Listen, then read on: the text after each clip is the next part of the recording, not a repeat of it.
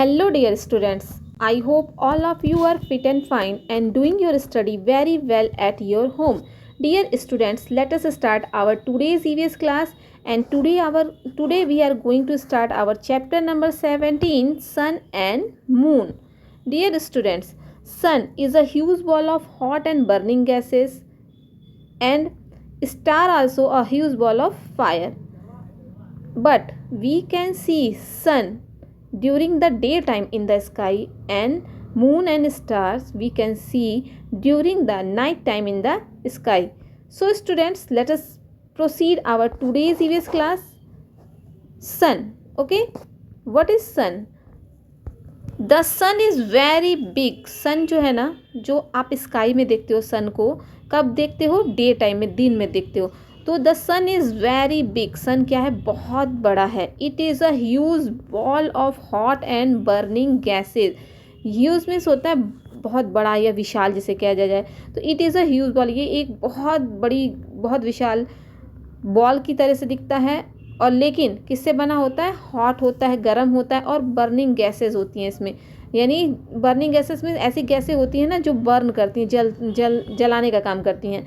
तो the sun is very big and it is a huge ball of hot and burning gases. It gives us heat and light. इसके अलावा जो sun है, जब वो huge ball of hot and burning gas है, इसलिए ये हमें क्या करता है? हीट देता है, यानी गर्मी देता है. एंड लाइट मीन्स रोशनी देता है. It makes the day warm. ये क्या होता है? सन हमको कब दिखाई देता है? दिन के समय दिखाई देता है. तो ये दिन को क्या बना देता है? वार्म. क्यों? क्योंकि ये क्या होता है? हॉट होता है और बर्निंग गैस से मिलकर बना होता है. इसलिए ये दिन को क्या कर देता है? वार्म बना देता है, गर्म बना देता है, एंड ब्राइट, और काफ़ी रोशनी होती है, काफ़ी उजाला होता है दिन में. Sunlight helps the plants to grow. और ये जो सनलाइट है ना, ये केवल हमें अर्थ पे वार्म नहीं करती है, ब्राइटनेस नहीं देती है, बल्कि जो सनलाइट है ना, वो क्या करती है? Helps the plant to grow. पौधों को ग्रो करने में भी हेल्प करती है.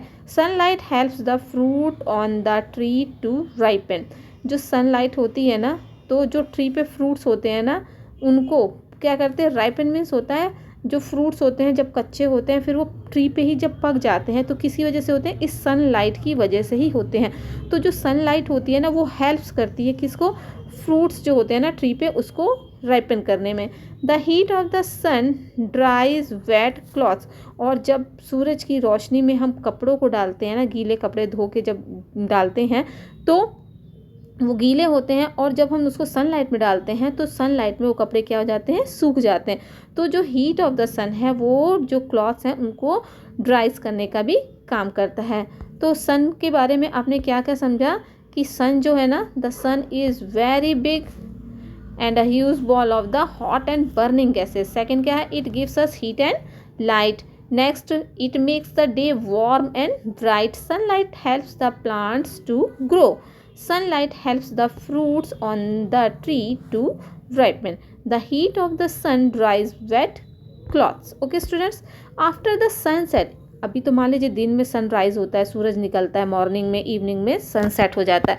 तो आफ्टर द सनसेट, जब सनसेट हो जाता है, यदि सूर्य छिप जाता है, द लाइट फेड्स अवे. तो क्या हो जाती है? रोशनी चली जाती है, और धीरे धीरे क्या होने लगता है? Becomes dark. अंधेरा आने लगता है, यानी रोशनी कम होती जाती है और अंधेरा होना शुरू हो जाता है. It is then that we can see the moon. और इसी समय हम क्या करते हैं? मून को देख सकते हैं, एंड द स्टार्स. और स्टार्स में तारों को देख सकते हैं. इन द स्काई, आकाश में.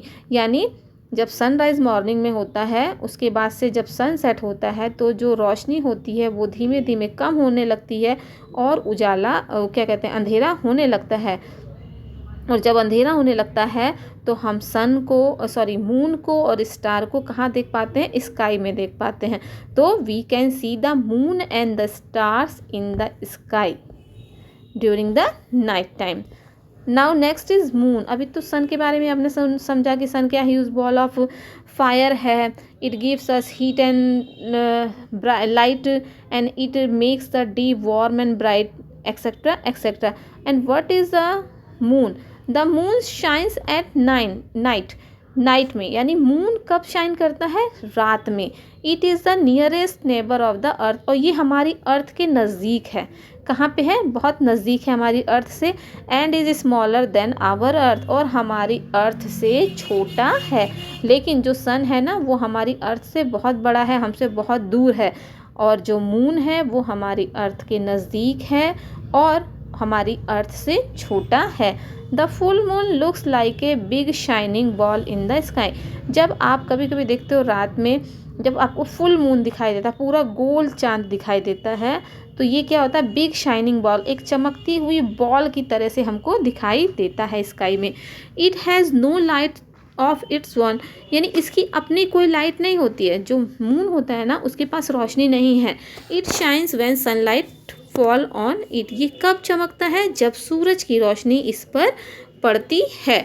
It has rocks and mountains, आपने देखा होगा, अब जब कभी आप फुल मून देखिए तो उस पर आपको ब्लैक ब्लैक से दिखाई देते हैं, स्पॉट से दिखाई देते हैं। तो मून पे क्या है? रॉक्स हैं और माउंटेन्स हैं। ओके स्टूडेंट्स, वही जो है वो हमको यहाँ से, जब हमको मून पे कुछ स्पॉट दिखाई देता है तो इसका मतलब होता है कि वहाँ पे बहुत सारे रॉक्स हैं और माउंटेन्स हैं। There is no air to breathe and no water to drink, यानी जो चांद है ना, उस पर ना तो क्या है?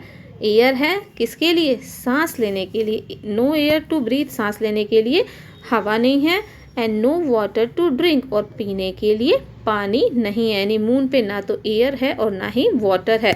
So there is no life on the moon, इसलिए जो मून है उस पर लाइफ नहीं है, उस पर जीवन नहीं है। अगर हम सांस ना ले पाएँ और हमें पीने के लिए पानी ना मिले तो क्या हम जीवित रह पाएंगे? नहीं ना। तो मून एक ऐसा प्लेनेट है जिस पे ना तो एयर है और ना ही वाटर है। So there is no life on the moon. Okay students, now next is stars. Stars are huge ball of fire. जो तारे आप देखते हो ना, ये तारे स्काई में रात के समय में, तो ये भी क्या है? ह्यूज बॉल ऑफ फायर, आग के बड़े बड़े गोले जैसे हैं। They have light of their on, और इनकी अपनी लाइट होती है। जो चांद होता है, मून होता है ना, उसकी अपनी लाइट नहीं होती है, बट जो स्टार्स होते हैं उनकी अपनी लाइट होती है, उनके पास अपनी रोशनी होती है। The twinkling light in the night, अब कभी कभी आप देखिए, जब स्काई में रात में देखते हो तो आपको टिमटिमाती हुई रोशनी दिखाई देती है। वो क्या होती है? कम्स फ्रॉम स्टार, वो जो स्टार होते हैं ना, उनसे हमारी तरफ जो रोशनी आती है वो ही क्या होती है? ट्विंकलिंग लाइट होती है। Many stars are much bigger, कुछ स्टार जो होते हैं ना वो बहुत ही बड़े होते हैं। देन द सन, यानी वो सन से भी बहुत बड़े हैं, लेकिन वो हमें छोटे क्यों दिखते हैं? क्योंकि वो हमसे बहुत दूर हैं। यानी हमारे नज़दीक क्या है? मून है, जो अर्थ से छोटा है और बड़ा दिखाई देता है। लेकिन जो सन है वो हमारी अर्थ से भी बहुत बड़ा है और हमसे दूर होने की वजह से वो हमको उतना बड़ा दिखाई देता है।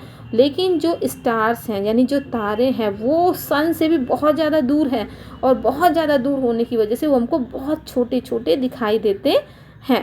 Okay, so they look small because they are far away from us. ये हमें छोटे क्यों दिखाई देते हैं तारे स्काई में?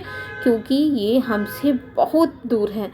The sun is the closest star to the earth, जो सन है ना वो अर्थ के नज़दीक है, स्टार है हमारे अर्थ के नज़दीक है, इसलिए वो क्या होता है? हमें थोड़ा बड़ा दिखाई देता है। We can not see stars, हम तारों को नहीं देख सकते हैं। कब? इन द मॉर्निंग, अगर जब दिन होता है, मॉर्निंग होती है ना, तो उस समय हमको मून दिखाई देता है, ना ही स्टार दिखाई देते हैं। क्यों?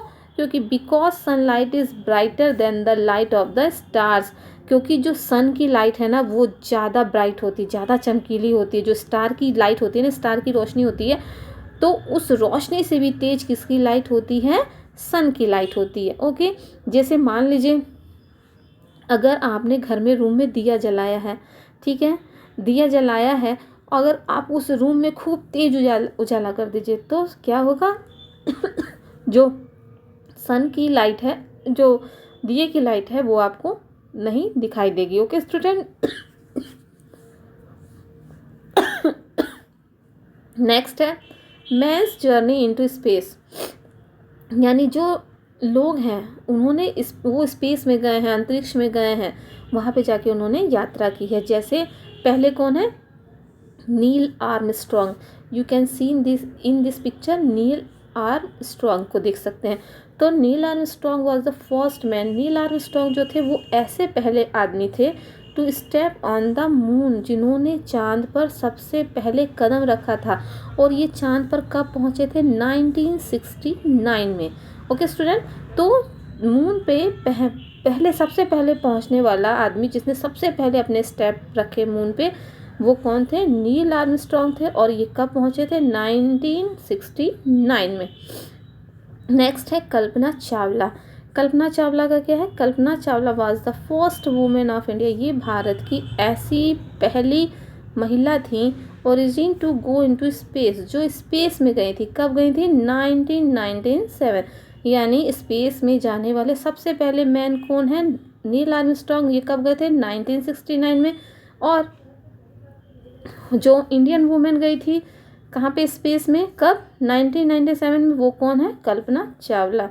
अब है Sunita Williams, you can see in this picture Sunita Williams, here Kalpana Chawla, here Neil Armstrong.